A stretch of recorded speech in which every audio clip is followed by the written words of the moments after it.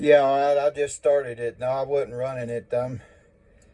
Out here trying to get over some of this snow, man. Had to go outside and scrape it off my solar panels. We probably wound up about 8 inches of snow last night, and looking to get some more before it's all said and done. So, yeah, it's cold on this end. We don't have to worry about that here. We get enough snow to cover the ground on average, probably about 2 times in the winter. I mean, like everybody, we'll get that rare occasion where it'll snow, 2 or 3 inches, and I can remember maybe twice in the last 15 years, we actually had like 4 or 5 inches of snow maybe, but it just doesn't get real cold here. The winters are real mild, and it really doesn't start getting cold until towards the end of January, and then by April, end of March, you're already sweating again. But anyway, yeah, good to hear you, and glad I finally ran across you. Like I was telling you, I rarely ever get to New Mexico coming in my speaker, so it's definitely a pleasure on this end. Go ahead. Yeah, I hear you, man. Yeah, I'm originally from Northwest Georgia, so I know how the winters are there. In fact, gosh, how long has it been? About 5 years ago or so, maybe a little bit longer. One of the temporary jobs I had, because we live in RV full time, was at Amazon up there in Murfreesboro, and we stayed at Tennessee Hills RV Park.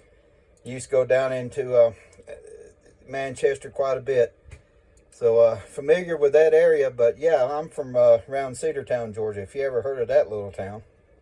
I'm a little bit familiar with North Georgia, like around Helen, kind of the tourist trap, as I call it.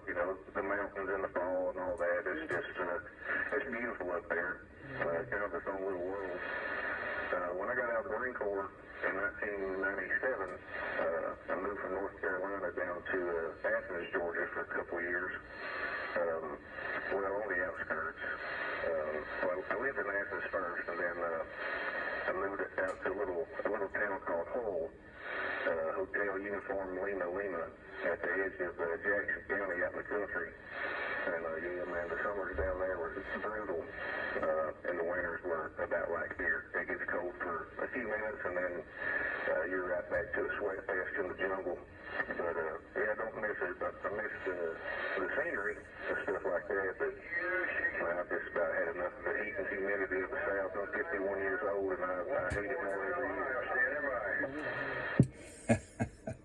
I hear you, man. Yeah, we left, I was, 55, and I'm 63 now.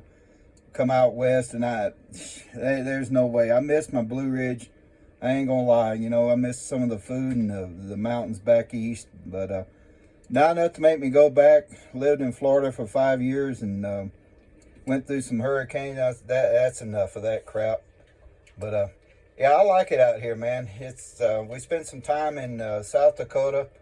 Worked a couple seasonal jobs up in North Dakota, and I like to froze to death in October, and we got caught in some snow up in Buffalo, Wyoming, coming back from Montana, October the 12th.